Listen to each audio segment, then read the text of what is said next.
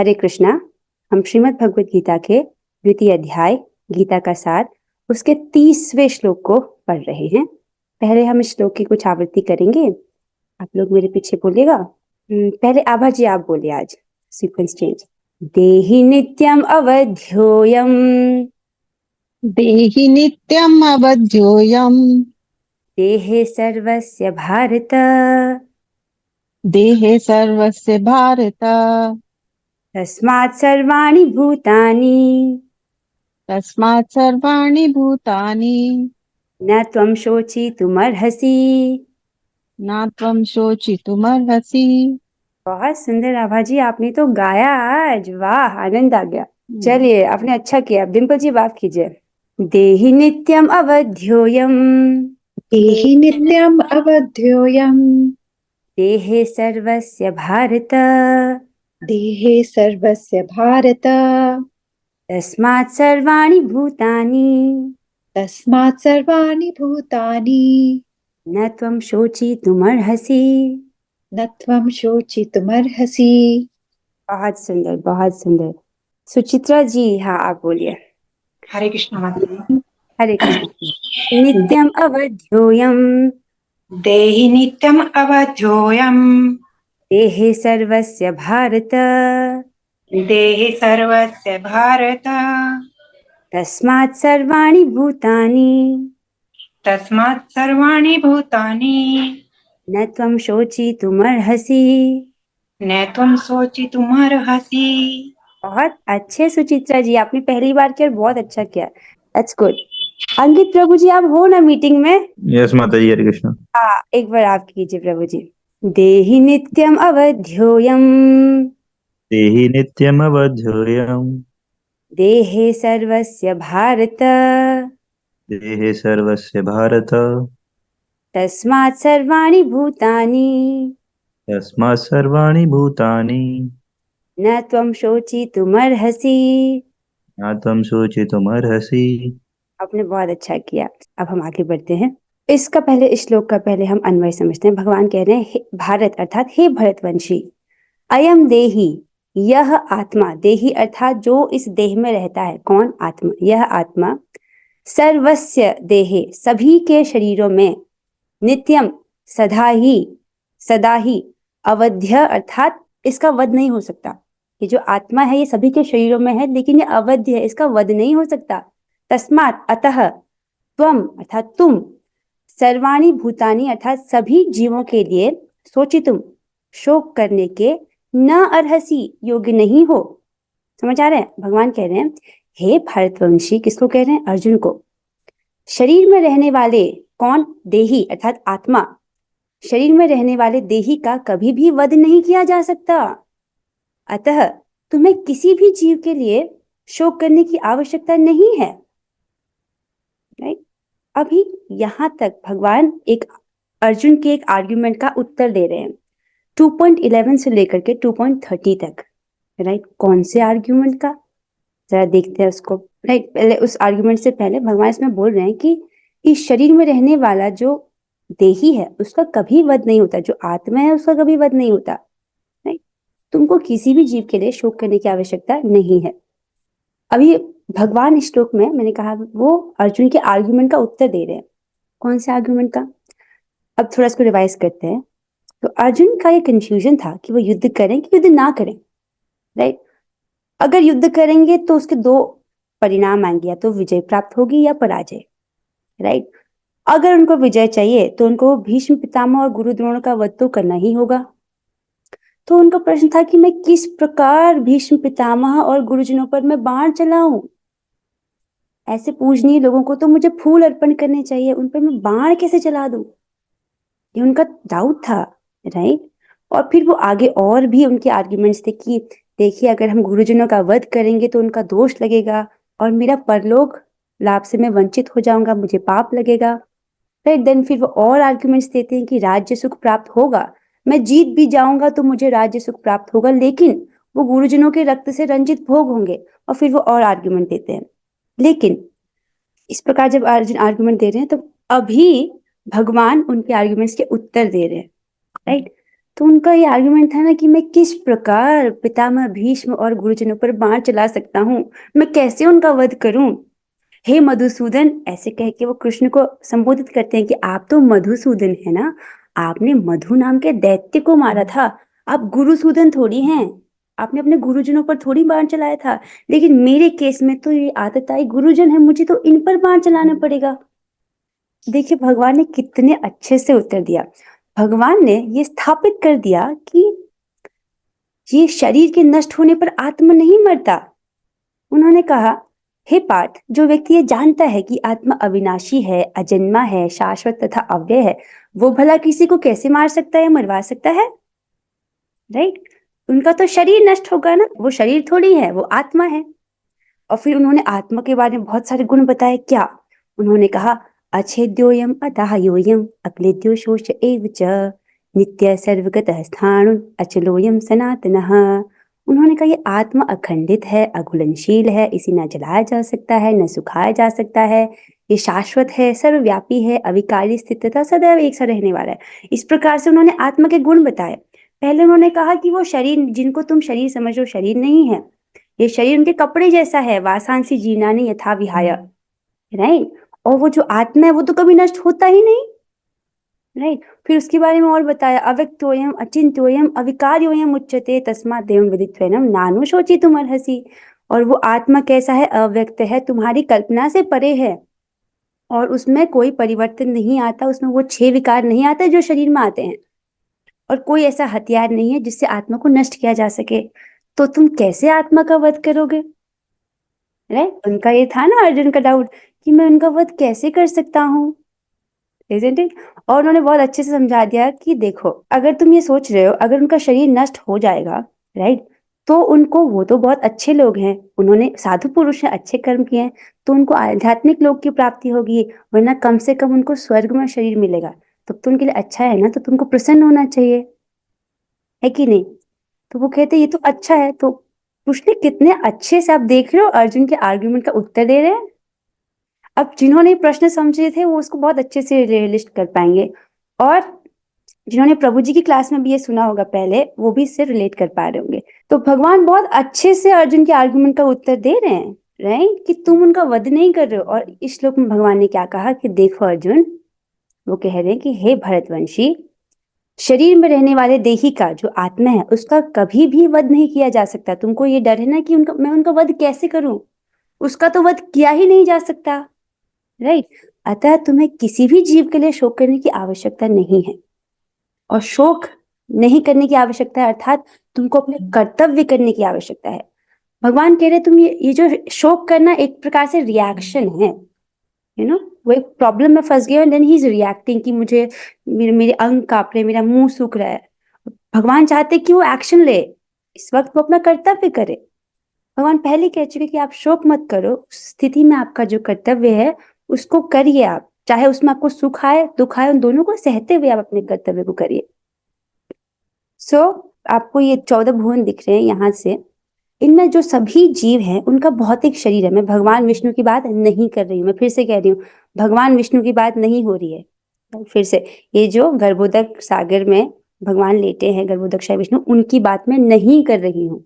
उनका देह चिन्मय है, वो इससे परे है। राइट? मैं बात कर रही हूँ सत्य लोक से लेके पाताल तक। राइट? ये जो 14 भुवन है उनमें जो सभी जो जीव हैं उनके जो शरीर है, राइट, वो नश्वर है। राइट? तो जो जीव हैं उनके शरीर नश्वर है, यहाँ तक कि इंद्र का भी।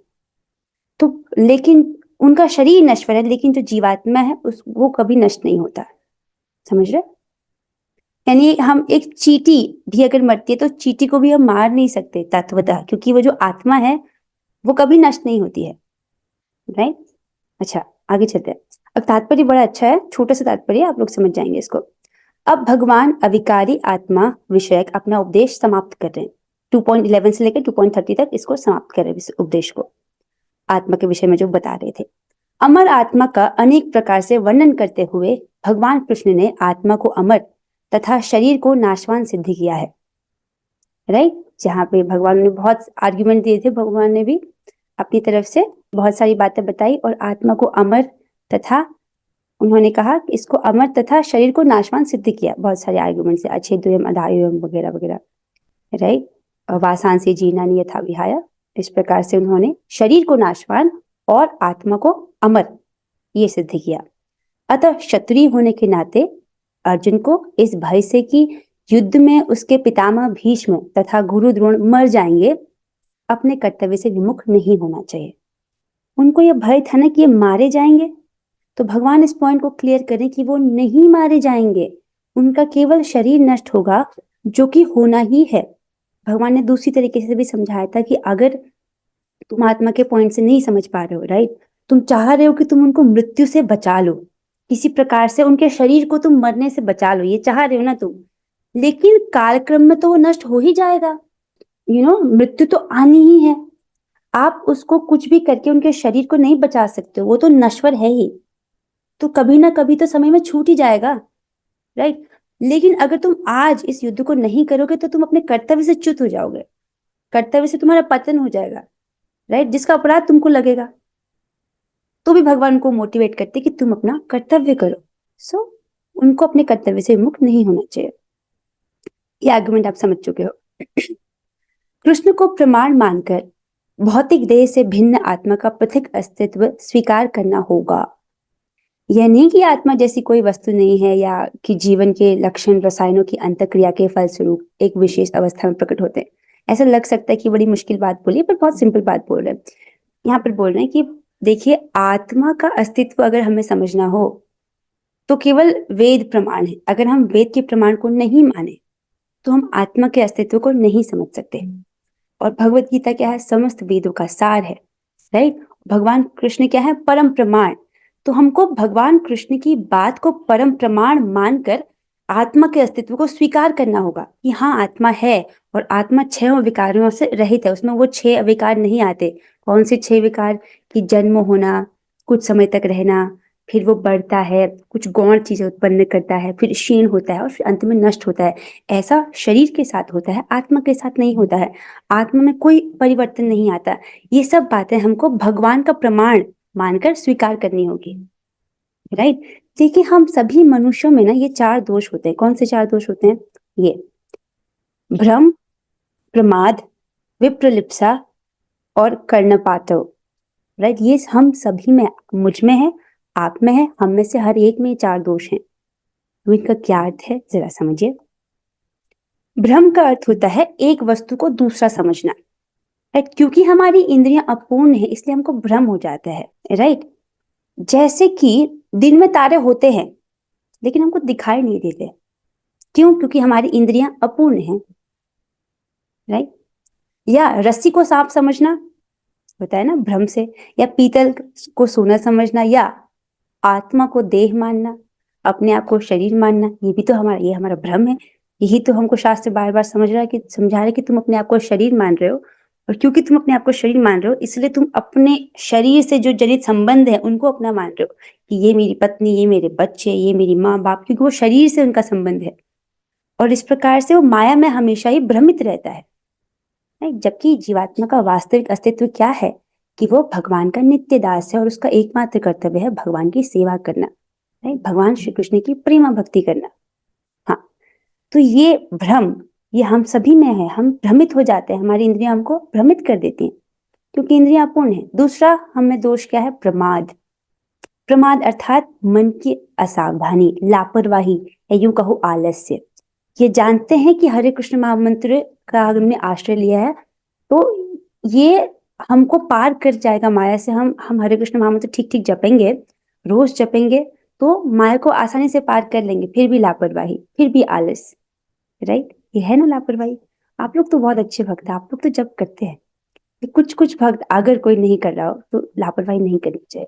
हम ये पढ़ रहे हैं हरिनाम चिंतामणि में कि हरे कृष्ण महामंत्र के जप में प्रमाद, आलस्य भी एक अपराध है। आलस्य नहीं करना चाहिए, भगवान स्वयं है। तीसरा है विप्रलिप्सा। ये बहुत खतरनाक दोष है। क्या है ये? वास्तविकता को छुपाना, जैसा है वैसा नहीं दिखाना, राइट, असलियत को छिपाना। असलियत क्या है? कि इस वक्त हमारा जो चित्त है वो दूषित है, कलुषित है, राइट। अगर नहीं होता तो हम जब हरे कृष्णा कहते, हमारे रोंगटे खड़े होते, हमको असीमित आनंद मिलता है जैसा गोस्वामियों को मिल रहा था, राइट? ऐसे नहीं मिल रहा है, अर्थात हमारा जो चित्त है वो कलुषित है, राइट? और कलुषित है कहने का अर्थ क्या है कि हमारे जो चित्त में काम, क्रोध, लोभ, मोह, ये तमाम सारे दोष हैं, जो 6 दोष हैं, राइट? ये हमारे चित्त में है, जिनको हम छिपाते रहते हैं कि मुझ में काम नहीं है, मुझ में लोभ नहीं है, कोशिश करते हैं और छिपाते रहते कि कोई ना जाने, ओके?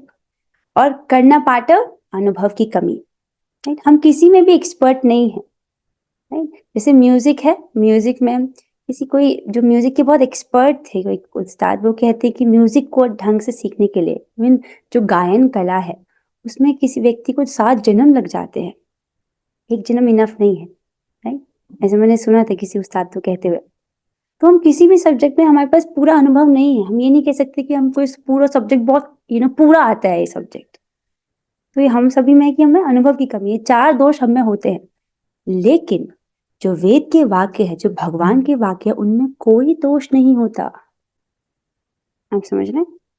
क्योंकि हम भ्रम में हो जाते रहे। विप्रलिप्सा अर्थात ये ऐसा गुण कि हम धोखा खा जाते हैं और हमें धोखा देने की प्रवृत्ति है, ये विप्रलिप्सा का गुण है, राइट?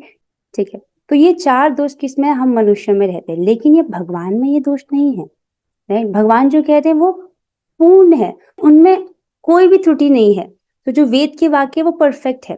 इसलिए क्या होगा? इसलिए हमको कृष्ण को प्रमाण मानकर भौतिक देह से भिन्न आत्मा का पृथक अस्तित्व स्वीकार करना होगा। हमको स्वीकार करना है आत्मा का अस्तित्व, किसको मान के? भगवान के शब्दों को मान करके, राइट? ये नहीं मानना है कि कोई रसायनों की अंतर क्रिया हुई थी, उसके फलस्वरूप एक विशेष अवस्था प्रकट हुई है, राइट? ऐसे नहीं मानना है, जो कि हमने पढ़ा था, राइट? वैभाषिक थ्योरी ऐसी है, आपको उसको नहीं मानना है। यद्यपि आत्मा अमर है, किंतु इससे हिंसा को प्रोत्साहित नहीं किया जाता। बार बार बोला जा रहा है कि देही का वध नहीं हो सकता है, इसका मतलब ये नहीं कि चलो अब वध करते किसी का, ना, इसका मतलब हिंसा को प्रोत्साहित नहीं करना है, राइट? फिर भी युद्ध के समय हिंसा का निषेध नहीं किया जाता, क्योंकि तब इसकी आवश्यकता रहती है। अगर मान लिया जाए अभी जो कुछ नक्सली वगैरह अटैक कर लेते हैं और बॉर्डर्स पर जो जवान है वो हिंसा नहीं करेंगे, तो जो मासूम लोग हैं देश में रहने वाले, उनकी रक्षा कैसे होगी, राइट? तो वो ना, युद्ध के समय हिंसा का निषेध नहीं किया जाता, क्योंकि तब इसकी आवश्यकता रहती है, राइट? या ऑपरेशन के समय कोई सर्जन है, उसको अब ऑपरेशन करना ही है, राइट? वो उस वक्त जरूरी हिंसा है, वो चीरफाड़ करेगा, किस लिए कर रहा है? ताकि उस व्यक्ति का स्वास्थ्य ठीक हो सके, ओके? वो भी हिंसा है, पर वो आवश्यक हिंसा है, ओके? अब ये जो बोल रहे हैं कि युद्ध के समय हिंसा का निषेध नहीं किया जाता क्योंकि तब इसकी आवश्यकता रहती है, अब ऐसा किसकी अनुमति पर होना चाहिए? ऐसी आवश्यकता को भगवान की आज्ञा के आधार पर उचित ठहराया जा सकता है, स्वेच्छा से नहीं, अपनी इच्छा से नहीं, अपने इंद्रिय सुख के लिए नहीं, भगवान की इच्छा, भगवान की प्रसन्नता के लिए, राइट? ऐसी आवश्यकता को भगवान की आज्ञा के आधार पर उचित ठहराया जाता है, क्योंकि यहाँ पर देखिए भगवान कह रहे हैं, Krishna is saying Arjun to fight, right? आत्मा अमर है, इस बात से हम हिंसा नहीं कर सकते कि चलो खुलेआम हिंसा कर रहे हैं, पशुओं की हत्या कर रहे हैं, या दिस इज रॉन्ग, या मनुष्यों को की हत्या कर रहे हैं, इसे हिंसा सही नहीं है, राइट? हिंसा को बिल्कुल भी प्रोत्साहित नहीं किया जा रहा। अगर कोई भगवत गीता पढ़ के ये सोच रहा है कि इसमें हिंसा को प्रोत्साहित किया जा रहा है, तो उसको बिल्कुल समझ नहीं आया, राइट? यहाँ पर हिंसा, जब धर्म की स्थापना है तब वो जरूरी हो जाती है हिंसा, राइट? अगर गुंडे हैं तो उनको कंट्रोल करने के लिए कानून बनाया जाता है, राइट? और कानून फिर उन गुंडों के लिए हिंसा तो उपयोग करता ही है, राइट? तो ऐसी आवश्यकता को भगवान की आज्ञा के आधार पर उचित ठहराया जा सकता है। आप समझ लो, भगवान जब आज्ञा कर रहे हैं तो वो उचित है, ठीक है? अभी भी कोई प्रश्न पूछना चाहता है? कह रही है माता जी, पूछे पूछे पूछे। कि हम अपने धर्म, अपने मार्ग पे जा रहे हैं, मतलब हमारा मार्ग कौन है? भक्ति मार्ग, धर्म मार्ग। अब हमारे को कोई मिल जाए जो हमें धर्म से हमारे भ्रमित करे, या हमारे रास्ते को रोके, या हमें कुछ ऐसा करे कि जिससे हमारे को मतलब हटाने की कोशिश करे, गलत करने की कोशिश करे, तो हम उसके लिए पूछ रहे थे। हाँ माता जी, देखिए हमें क्या करना है, भक्तों के लिए सिंपल इंस्ट्रक्शन है कि उनको भगवान से प्रेम करना है, भक्तों से मैत्री करनी है, जो आपसे बालिश है अर्थात जो नए नए भक्त है उन पर दया करनी है, राइट? और जो एकदम जो द्वेषी हैं जो आपको गिराने की कोशिश कर रहे हैं उनकी उपेक्षा करनी है, उनको इग्नोर करना है। आपको उनको फिक्स करते हुए नहीं चलना है। अगर आप उनको जस्टिफाई करने में अपना पूरा एनर्जी वेस्ट कर दोगे, उतना समय आप भक्ति को नहीं दे रहे हो।